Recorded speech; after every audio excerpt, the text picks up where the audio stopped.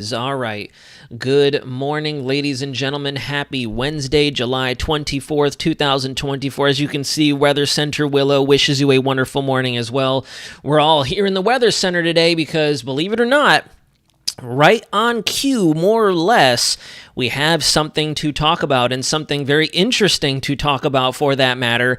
A rather difficult forecast ahead of us. I'm going to talk you through everything that we're examining behind the scenes. No reason to cause alarm or fear or concern just yet. We are definitely in monitor mode, and we definitely have a fairly strenuous forecast ahead of us. But I can totally say with confidence, this is likely going to be the song and dance of August. And we've been saying it on this channel for months now at this point. Months now. And, you know, deep down on the inside, if this does verify, if the last couple of runs of our Euro and our European ensembles do verify, that's beyond verification right there. Excuse us, Willow. We have a live stream to do, mamas. Okay, you can sit down there. That's a new spot. It's like she knows something's going to happen. I've never seen her sit literally right here. But anyways, good morning, ladies and gentlemen. Thank you for joining us here in the Weather Center. We do have quite a bit to talk about. So good morning to everyone in the chat. Please consider hitting that like button or nudging the like button. Click and subscribe if you're just recently discovering us, or if you've been contemplating following this channel for a little bit. You've just been popping in and out of our updates or our live streams on a recurring basis. Now is the time to where if you do decide you want to follow a source, I would recommend we may want to start following and joining this community now and getting this information out because, dare I say, we've already kind of verified. We'd mentioned at the beginning of August, or I should say the late end of July, we would start seeing a more definitive signal. In early August, we could possibly see something, and surprisingly, it's not the GFS, it's the Euro. The Euro, the Icon, the UK Met, you know, they're sniffing something, and same with the Korean model. Surprisingly, it's the Canadian model and the GFS that are the outliers in this case. And to tell you the truth, that also leaves me with a level of doubt. I don't want to go into this automatically saying, yep, we forecasted a named storm coming our way. I want to put that out there right now. This is not going to be why it is there's a named storm coming, who is definitely going to get hit. That's not what this live stream is about, as I've already alluded to. This is going to be a tough forecast. That's why we're starting off on the water vapor imagery so we can take a look at the variables we have in play here. But I will go ahead and put that caveat out there.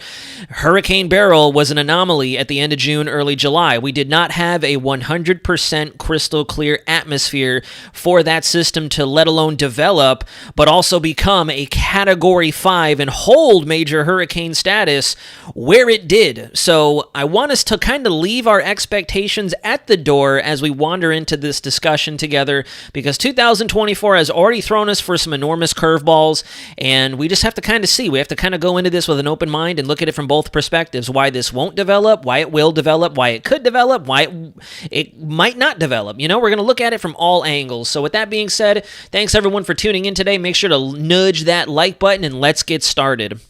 So this is our east disk, our full goes east disk satellite shot of North Atlantic, North America, Central America, South America. We're all very familiar with this. Gonna go ahead and highlight some of our key synoptic or large-scale variables. Number one, we have a nice trough axis dug in across central and the midwestern United States. We're gonna go from left to right and highlight everything, okay? So you can see that's already funneling a lot of really good moisture up the eastern seaboard, all the way up to Atlantic coastline Canada, seeing some moisture from the tropics going all the way up to Atlantic Canada at this point. That's what's been keeping our rain chances here in central Florida and across the Gulf Coast fairly high. Shout out to Mike out in New Orleans. You've been mentioning to me on Instagram and behind the scenes, you guys have been seeing a lot of severe weather activity right along the coast and around Lake Pontchartrain and the inlet there. So there's a lot of action out there and a lot of moist environment. If we go just a little further to the right, however, there is an enormous tut right in through here. You can see an upper level low spinning at the base of this tropical upper tropospheric trough. So we go from a favorable setup over the Gulf of Mexico in the southeast to a rather unfavorable setup currently. We'll talk about that as well. With these upper-level troughs here that are situated over the central and western Atlantic, they naturally induce a high level of shear. So all through this general quadrant along the leading edge of where that positive vorticity is, or that spin in the atmosphere associated with our big trough, there's a giant area of wind shear out there. And then let's not forget we have large amounts of dusty air and dry air still moving out over the western MDR, moving into the Caribbean, starting to affect the weather for our Lesser Antilles, parts of the U.S., British Virgin Islands, and Puerto Rico, getting a taste of that dust here very soon, albeit some daytime thunderstorms are still trying to fire up. And then finally, the elephant in the room, we are starting to see Africa moisten up pretty good. And out there over the intertropical convergence zone, we're all very familiar with that fun jargon of terminology. We have some pretty decent moist anomalies coming off of Africa, and I believe it's this wave right here that's getting ready to, quote, splash down off the west coast of Africa that we're going to need to keep our eyes peeled on, and we could unironically see development of this system if it does come together right around where this channel has been mentioning to you guys, where I think we could possibly see the most active development, especially through the month of August and as we get into early September. So now that we have our large-scale pieces on the board, let's go ahead and move into what we already know. Nothing out there currently. National Hurricane Center has not tagged this, and I don't blame them, to tell you the truth. Not only are we still right on the cusp of our 6, 7, 8, almost 10-day threshold when this thing could possibly become something more than just a tropical wave out there, we also don't have the greatest model agreement. We're not seeing model agreement screaming across all of our deterministic models. Our ensembles, surprisingly, are not really doing a great job with this, and I have a feeling it could be because of the excessive amounts of Saharan dust we've had coming off over the last week and a half, 2 weeks off of Africa. Our models are not really handling how we've been switching back and forth. We've been going forward with lots of dry air, then all of a sudden a nice push of moisture. Lots of dry air, then a sudden nice push of moisture. And it seems like the European model not only wants to take this feature off of Africa and bring it out just a little bit more well-structured and amplified than, say, the likes of the GFS. So very interesting, and I don't really anticipate that National Hurricane Center will blip us with a yellow thing over the next 2, 3, 4 days. We're going to have to see. We're still in the preliminary stages of whether or not we're going to get something out of this. East Pac, despite all that rigorous activity we talked about on Monday, we're really not seeing anything executing yet. We have a couple of invest areas. We have EP93, and then another area of interest out here that's given a 0 and 10% ratio of formation chances over the next not only 48 hours, but next 7 days. So still some famous yellow blippage in the East Pac, but nothing really happening just yet. And then for my folks out there in Taiwan, we've had this mega storm out there, this super typhoon that's just been going crazy. I'm not going to try to pronounce his name, but actually, you know what? I'm going to take a stab at it. Jamie or Gayami. I'm not sure. Gayami. It's definitely a very interesting name. You can tell that foreign language isn't 100% my feng shui. I should stick to the weather, but we have this super typhoon out there that rapidly intensified over the last 24 hours. It took its time in doing so, and then just before crashing west-northwest into landfall, this thing suddenly dipped south. So I think this is a phenomenal example of models don't have the end-all, be-all. This thing was going right for a nice landfall in the northeast quadrant of Taiwan, and then just dipped almost due south. An enormous sudden change in its trajectory. So definitely going to take some notes on this and kind of see what that plays or what roles the different ingredients in the local parameters and the large-scale parameters did that dictated this sudden shift that the models didn't even detect. But now let's get into the meat and potatoes. Let's rock into what it is that I have in store with you guys. So this is our latest CPC Global Tropics Hazards Chart. Another very familiar tool that we've utilized quite a bit on this channel, and a number of other sources go back on this as well. And it's from an official source, Climate Prediction Center. And you can see that for the beginning of August, we have our greater than 20% chance across the Lesser Antilles, the Greater Antilles, up to the Bahamas. And then one area of note that's very interesting is if you look from August 7th through August 13th, the fateful 20-year anniversary of good old Hurricane Charlie, what really instigated my full-fledged, I'm going to be a meteorologist when I grow up. The 20-year anniversary is coming up, and we just got a bit of a deeper look into August, and we still have that greater than 20 percentile chance out there for not only the Atlantic main development region, but it continues to keep our Lesser Antilles, Puerto Rico, the U.S. British Virgin Islands in play here for that potential tropical development. And one thing I really want you guys to pull from this is not necessarily the development possibilities, but just the positioning. You know, we've been trying to, emphasize to you all through hours of studying, research, breaking my brain, smashing my head against my desk, trying to figure everything out in terms of all the intricate variables that go into tropical forecasting. And if you look, Climate Prediction Center is right there with us. Climate Prediction Center is seeing exactly what we're seeing, keeping our Lesser Antilles right there on the front lines of whatever could be coming out of our Atlantic development region, coming out of Africa, moving past the Cabo Verde Islands, and then moving right through the Caribbean, if not on a more west-northwest track towards the Turks and Caicos and the Bahamas. And obviously, beyond that, the Southeast is a member on the game board, and we are definitely on the board as of right now. This is a look at our potential tropical cyclogenesis out there across the Atlantic, and I'll go ahead and take you through time. If we go back to the 29th of July, that is when things start to perk up out there just to the south of the Cabo Verdes. You go towards the very tail end of the month, and there you have it. In that same general grid box, we've been talking.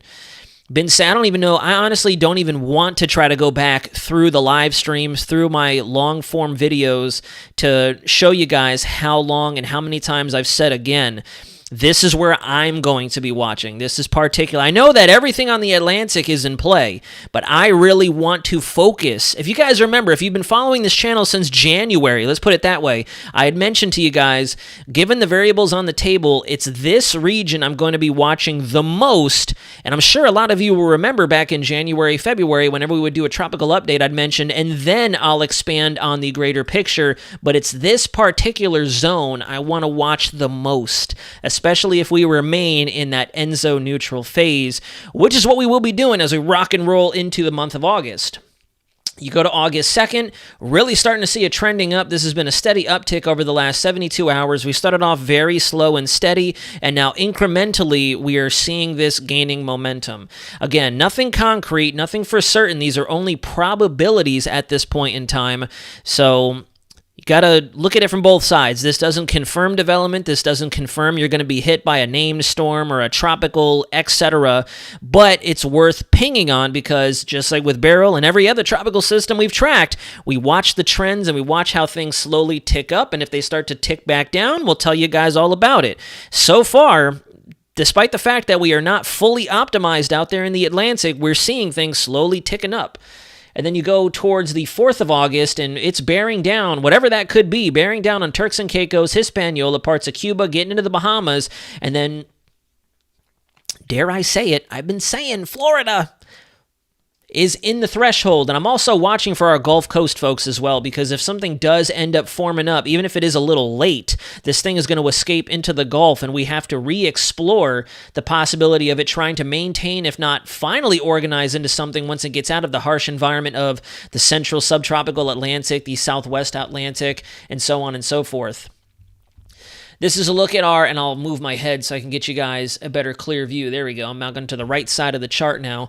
This is whereabouts we're thinking we could see development according to the European model. This is valid for the very 1st of August, pretty much as we're getting started. So this is next Thursday. To put it into perspective for you guys, Wednesday night, if not next Thursday, a whole week from now at this point, is when we could start to explore if we'll see a depression or even just an area of an invest area forming up with this system.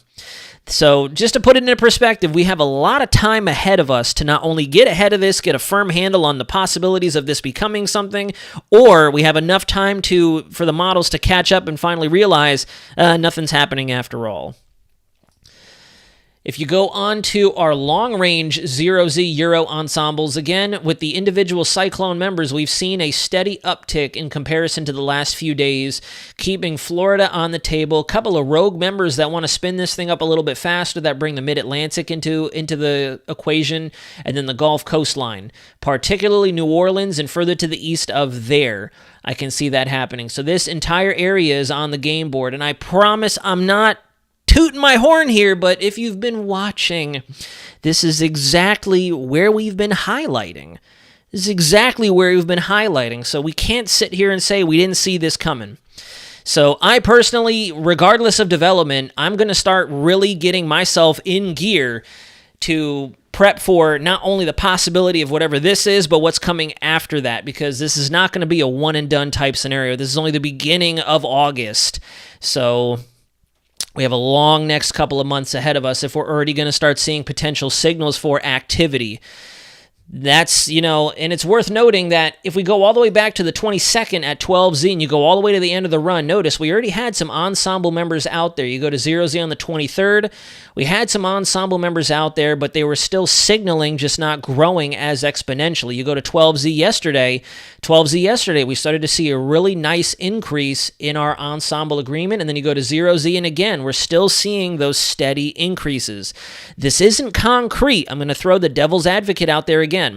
This is not concrete. We've seen it many a times here on the channel and through experience where the ensembles will go up, up, up, up, up, and then something will be ingested by the model, something will be assimilated by the model in terms of fresh analysis data, or something will change, and then next thing you know, crash and burn, done, nothing happened. If we come over to our probabilities here, don't be confused or don't get it twisted. These are not our tropical depression probabilities. These are actually our tropical storm probabilities brought to us by the European Ensemble forecast from 0Z. I'll take you in for a bit of a closer look. We'll go to the Gulf of Mexico view at 0Z so you can see exactly what it is that we're paying attention to whenever my computer decides to. There we go. And as you can see, not a significant threat here, but we're already squeaking up towards the 20 to 30 percentile probability chance, and this is our tropical storm parameter. You got to remember to take that into the equation. If you go back to 12 Zulu yesterday and you take a look at the run, kind of more or less the same thing. You go to the 23rd at 0Z, we're seeing that steady increasing.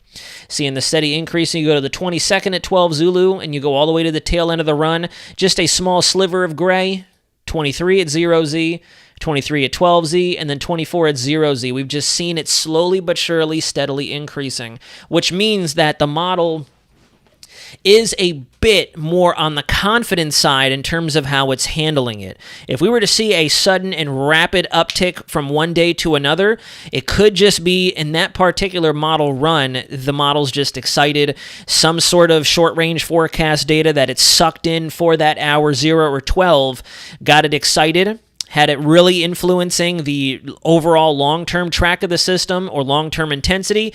And then the next run, we've seen it plenty of times. You saw with Barrel. We saw that one random run, even though it ended up verifying. But we saw the one random run where the Euro was taking it from a tropical depression all of a sudden to a Cat 4, and then it dropped it back down again. In this case, we've been slow and steady kind of wins the race here. If I come over to our actual European model and show you the progression of this system, we're not really getting much out of it in the Atlantic, and that's likely due in part to a little bit of leftover dry air and the sinking air brought on by our unfavorable phase of the MJO, but I'll show you after we get through the model specifics of this feature where the long range or the large scale pattern I do think does become a bit more favorable out there closer to the Lesser Antilles and towards the Bahamas and into the Gulf of Mexico. But if you watch, this model run takes it a little bit further to the south, really dumping lots of rainfall on our Greater Antilles before finally developing some kind of weak tropical depression or potential low-end tropical storm just to the immediate south of the Bahamas, pretty much just over top Cuba, or if not running right along the border, the northern border of Cuba, which is very interesting. If you go to 12 Zulu yesterday, this system was far further to the north, which seems a little bit more realistic. I really don't think if it continues to develop and organize, it'll stay that far to the south. We'll have to watch exactly what our Bermuda High does as it tries to nudge it back towards the west and pull it with more latitude or push it more westward. That's another area on the table that we have to examine. If this thing gets ripped and pushed down towards the south and west, it'll stay over landmass pretty much throughout its entire lifespan, and it probably won't become anything. But a remnant low, if not just regular old moisture out there for our Greater Antilles into the Gulf of Mexico. And if we see it continue to move west-northwest over our islands, the terrain is going to rip apart the low to mid-level vorticity or the low-level spin with it. So nothing's really going to happen. I'll take you in for a bit of a closer look. You can see on the 0Z this morning, starting to deepen down into a storm down here, right over tops Cuba, just to the immediate north of it. 12 Zulu, a marked difference between intensity and positioning. If this were to verify, this is taking it right into southeast Florida, right there around Miami, Fort Lauderdale, Boca Raton, and cutting across the state like so, pretty much, more or less. This new run has us staying just a bit further to the south, but this is natural with our systems and the progression of these systems. And again, we are so far out that I really don't want us to pay close attention to the specifics in terms of where it's going and where it's going to end up intensifying. But it is worth noting it is tracking in a very unfavorable direction if we want to avoid impacts altogether. That's the big thing, and that's the key takeaway here. We've had it on run-to-run models for a couple of days now. And the general consensus here is something is going to be moving west-northwest and is going to play a role on the Leeward Islands, the Greater Antilles, and the Bahamas as we go over the next several days. If you come over to the icon, I have the icon pulled up because even though it doesn't go as far out, it looks like we have something trying to develop just to the north of our Leeward Islands, the U.S. British Virgin Islands, and Puerto Rico. This has also been trending for quite some time, moving out of the main development region of the Atlantic and just to the north of the Lesser Antilles.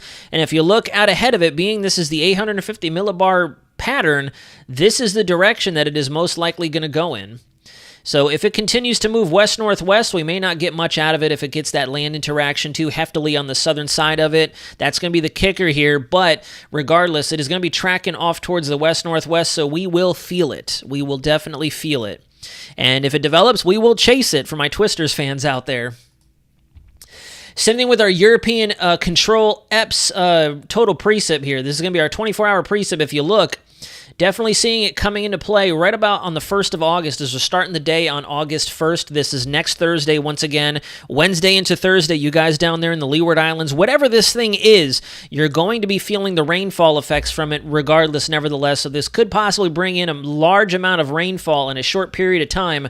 Remember, these are our 24-hour totals, and we're looking at max expected values anywhere between half an inch to just underneath 3/4 of an inch in 24 hours. And you guys have already had a lot of rainfall out there. So you put that into perspective, we're not going to have as much absorption by the ground as opposed to if it were a dry phenomena out there.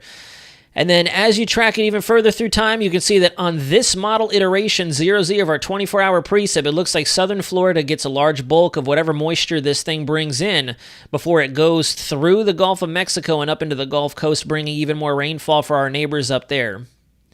And you can see the different potential scenarios here. Here, there's a couple of members through there. There's a member here. There's a large bulk of our members through here. And then there's some faster moving members that take it underneath Florida and up into the Gulf coastline. So a lot of potential analogs in this setup here, which is very interesting. We just have to kind of give it a little bit more time. Give it just a little more time and see exactly what happens. This is going to be our latest Control 200 vertical velocity anomaly chart. From the European model, this is our short-range version. This one updates on a daily basis at 0Z. That's why I have this one pulled up, and we are close enough in time to where we can determine if we can see this thing on our projected imagery. So if you look, this is 29 July, and 27 July, 25 July. So we're getting close to this 25 July threshold, and you can see there are some anomalies out there over Africa that could be producing some robust wave activity, some robust I'm already losing sleep over this. I'm actually extremely tired. I'm just not trying to show it. But we are seeing some upper-level divergence and rising motions over West Africa, which could help to give us a bit more of an amplified wave, even as it traverses through the somewhat still unfavorable characteristics of the Greater Atlantic. From the 29th of July and forward, we actually see it moving into a fairly neutral point to where it's kind of left to its own devices. It's not really going to have any kind of supplementation to favor organization, and it's not really going to have a whole lot working against it, depending on what the real-time environment looks like in the mid to especially the upper levels, given we have all that dry air out there. The dry air is increasing the amount of sinking motion that we have in the atmosphere. The dry air obviously is not going to allow this system to convect and develop the thunderstorms we need for it to develop that low-level circulation. But then beyond that, right around when we're thinking, or at least the model is thinking we could have some development, and a few of our other models are thinking we could see it develop, that's when we get to a point, if you look at the way this chart is analyzed here, this is our we'll go ahead and hypothetically say that's our 55 west longitude line. We get into some fairly decent upward vertical velocities, some positive velocities out there, and divergence aloft above this feature. And this is what you want to see. If we were seeing these kind of characteristics, these blue shades, these dark teal and blue shades, that might be a little too much, too sudden to come out of a fairly neutral, if not downward sinking environment into a sudden rapid acceleration in your rising velocities, extreme lower pressure. That would also hurt us in this case. So this does seem a bit more favorable as it works its way off towards the west and approaches our 60 west longitude line. We get into some steady rising motions as opposed to if we were to go into a sudden, like see this here, guys, where we have these sharp red anomalies suddenly transitioning to these sharp blue anomalies. That would essentially mean we have the atmosphere shoving you down and then all of a sudden trying to throw you through the ceiling. And that's going to hurt, as opposed to if you sit down in your chair and then comfortably stand back up when you're done. Totally different here. Whereas here we go from steady sinking environment to a steadily rising environment. So it's a lot less of a sharp transition.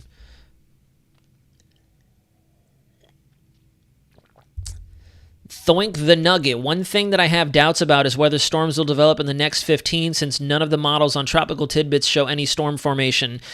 I'm not sure what models you're looking at, unless you're just kind of looking at the GFS, because we have the European model that's been trending this, we have the Icon model that's been trending this, and we also have other models on other platforms.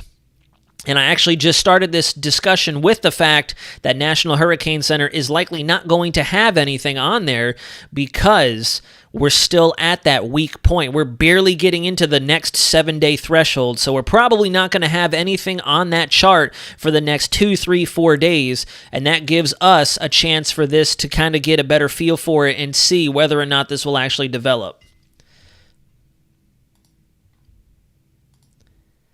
Here we go. Going to start the internal debate in the chat. Internal debate as I'm breaking everything down. Here's the GEFS, and even though the GFS doesn't have anything on the radar as of yet in terms of development, you can see right in through here we have a nice little Kelvin wave moving through the pattern. Our MJO is still lagging back. It is still positioned over the maritime continents, helping to support that super typhoon out there in the West Pacific. That is where the main area of MJO phasing is currently positioned, but we have individual Kelvin waves that I'll show you in the global perspective that are transitioning through and could try to stir the atmosphere up a little bit in the Caribbean, to the north of the Caribbean, as well as in the Gulf of Mexico. Then if you see the same thing here, this is going to be our upper level anomalies. This is our divergence, convergence, the CHI from the global perspective. If you slice the Earth in half and roll it out like a map on your desk flat, you can see where we stand right now. Lots of sinking air, not really favorable out there, but I've noticed the CFS is definitely starting to, the CFS, I don't know why I was going to say CHI. The CFS is starting to pick up what we're putting down. If you click forward right to the beginning of August, you can see we have a really nice setup, not only favoring the East Pac, but getting some of those rising motions into the Caribbean, the Southwest Atlantic, and the Gulf of Mexico, and it stays there as we go through the month of August. This is what you want to see. This is okay. This, believe it or not, is really what you want to see. Because here we don't have any real negative forcing. We don't have a tremendous amount of positive forcing. We have all of our major forcing positioned over Africa to help get these waves off the land and over the water. And in that case, as they move through the Atlantic, we have, I won't say perfect conditions, but we have optimal conditions for this thing, or these things, to kind of beef themselves up as we go through time. And then once again, we have our MJO potentially moving over the Maritimes and getting up out of our favorable zoning as we get towards the beginning of September. I don't trust this because there's been a lot of ebbing and flowing and a lot of changing in terms of what our long-term projections of the MJO are doing. And this is showing a fairly enhanced MJO at this point, which I'm not too sure if I'm in agreement with at this point in time. We are definitely in a more suppressed phase of our MJO, so I would actually agree with these lighter shades of green as opposed to the darker shades. And even if you look here, despite being in a rather, I just used the word. That's how tired I am. You can see my brain is like starting to slowly tank. We are in that suppressed phase of MJO, but you can still see we have our rising motions predominantly available over the Middle East, parts of Russia, the western extent of Asia, and especially over Africa, and that stays there as we're anticipating things to really get going.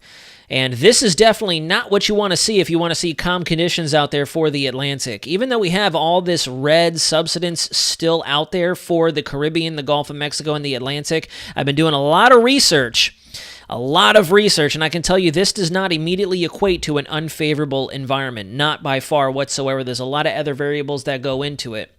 And if you come over here to the European ensembles, right about the same time that we're thinking we could see development, if you notice, our sinking motions and our subsidence disappear out there from where this system is expected to maybe take on greater tropical characteristics. And as you go even deeper into the month of August, we start to wash out a lot of our negative anomalies almost altogether.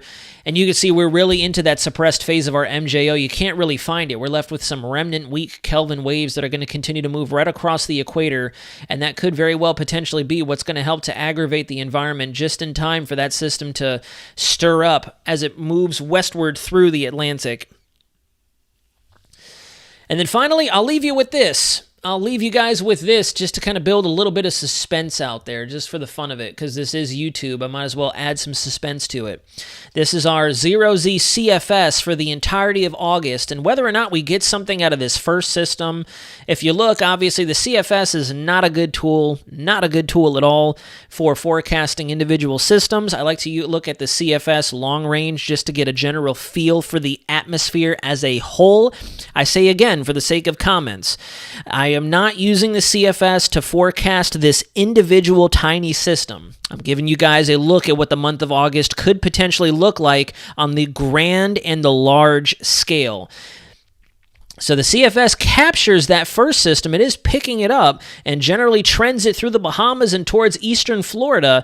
And then we have a bit of a period to where nothing happens, August 5th. And then finally, as we get closer to the anniversary of Hurricane Charlie, you can see that the tropics are going to be available and open for business. You can see all kinds of low pressure down there, moving in the same general fashion thanks to that high pressure over the Atlantic. There's another one, and then there's two, if not three more back behind it. And then a fourth coming off Africa right there. So all I'm going to say is, as we get ready to wrap out the live stream or round out the live stream, is buckle up. Buckle up. That's all I'm going to say. Definitely be taking your preparations serious at this point. It is July 24th.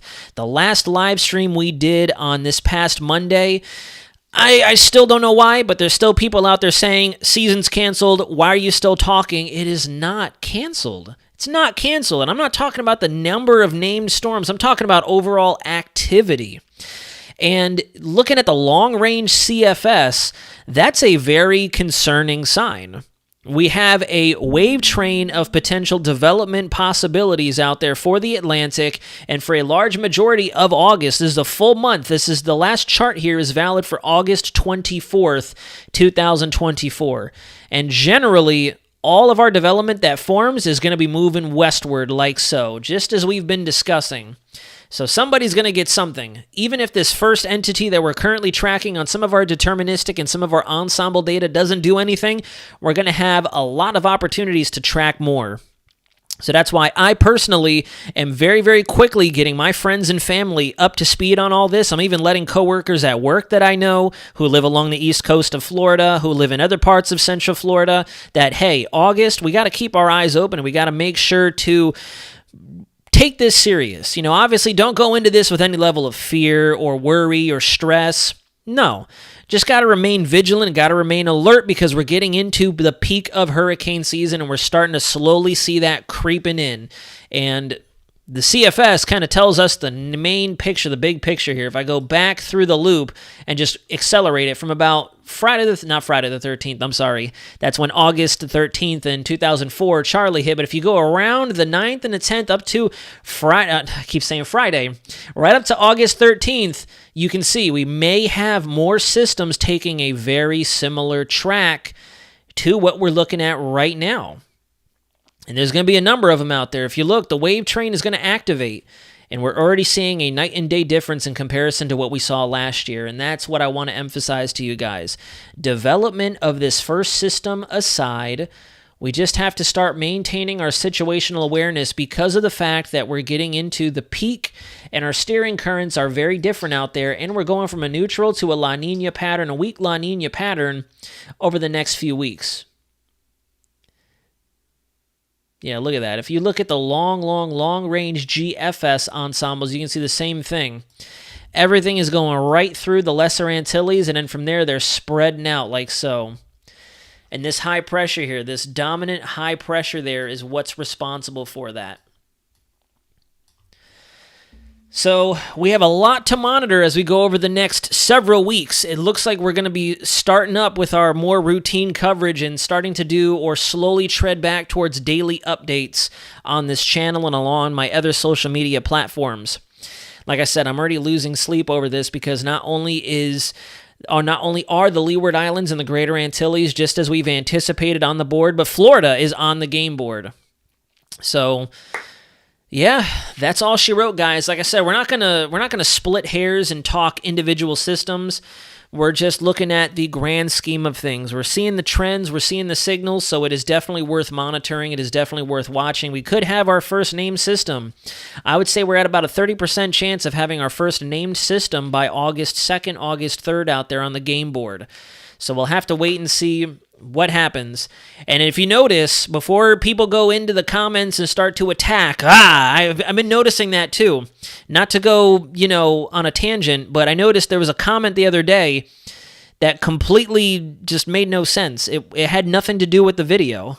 And I'm glad that a lot of you guys even chimed in to say, did you even watch? Because that's not even related. You just wanted to leave a comment negatively just to leave a comment. So, again, for people out there who may watch the first 30 seconds of this and think this is just another hype video, listen to what I'm saying. I'm only giving this a 20, maybe 30% shot at actually doing something right now. So we got another 60, 70% that nothing will happen. We have a long road ahead to determine what happens with this, and then we have the entire month of August to determine what's going to happen after that. One thing I'm very confident about at this point, if not 80, 90, 100% confident, is if this doesn't do anything, something right behind it is going to do something.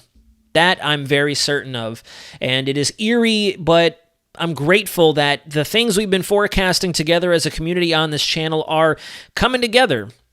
They're definitely coming together. We're seeing the signals. We haven't been out to lunch. We haven't been doing anything far-fetched, unrealistic. Everything is lining up. So if you guys can do me that wonderful favor of nudging that like button, nudging this information around, whether it be through the game of telephone, word of mouth, texting it to people, calling people. If you don't share this video, that's okay. If you don't want to share it and kind of, help the algorithm and all that, that's neither here nor there. Just as long as we're getting this information out there that we are definitely seeing things trending up, and all of our Caribbean islands need to stay alert and awake. The Bahamas need to be watching this hurricane season, and then especially the Southeast United States, because we're definitely seeing the precursor signs beginning to pop off, just as we were thinking. So if you're new to the channel and you wanted to determine if there's some validity behind what we advertise here, here you go. I don't Photoshop these charts. These charts are not created by me. They're from all sorts of other wonderful sources out there in the meteorology community. I simply look at them, interpret them, and then communicate them. And so far, we've been doing pretty good for ourselves. And I'm actually really hoping that this hurricane season throws some action at us so we can really stretch our legs and flex our forecaster muscles and see exactly what's going on and see what we can do to keep you guys ahead of the storm and keep you all safe and keep you updated every step of the way. And Mick and Marley, I think I saw a message from you just a little bit ago. What did you say? Pete Berg, good to see you, sir. Thank you very much for joining in.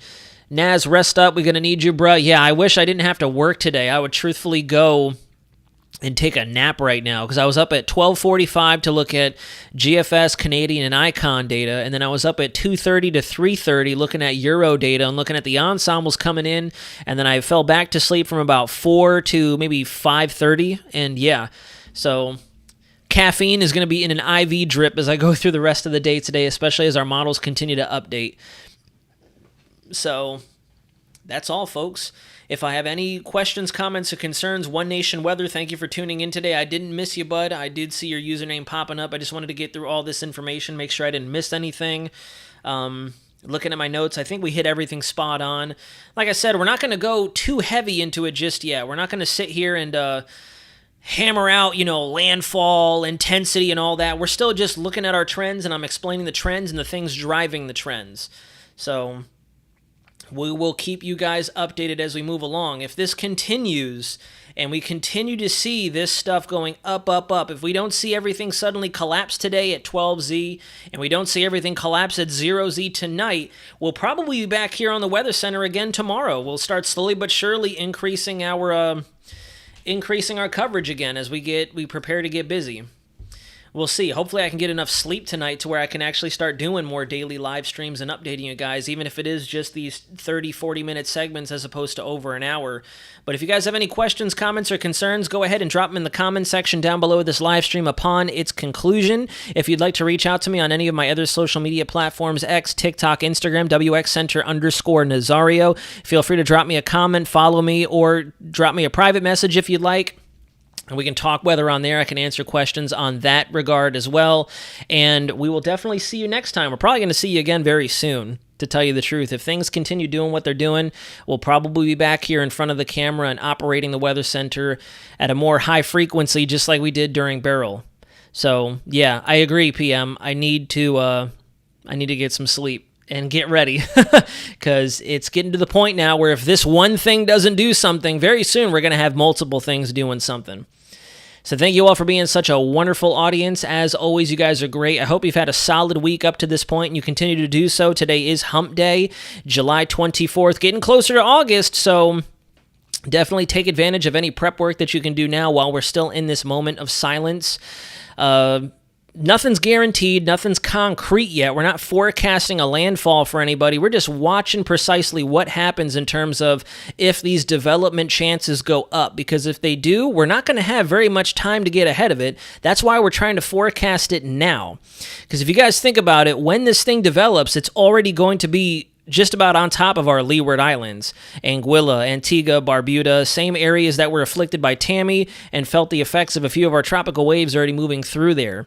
So if we wait to start forecasting and talking about it then, it's going to be too late for some of our island friends out there, and we don't want that. So that's why we're trying to stay ahead of the curve and looking at possibilities and probabilities this far out. Some people don't like that. I think that's the bread and butter of forecasting. So we shall see, everybody. Thanks for watching. We'll see you again possibly tomorrow. We'll see. I'll keep you updated. Keep those notifications turned on, and we'll talk soon regardless. Nevertheless, I will definitely see you soon. Enjoy the rest of your day. Be safe. And until next time, this is Weather Center Nazario.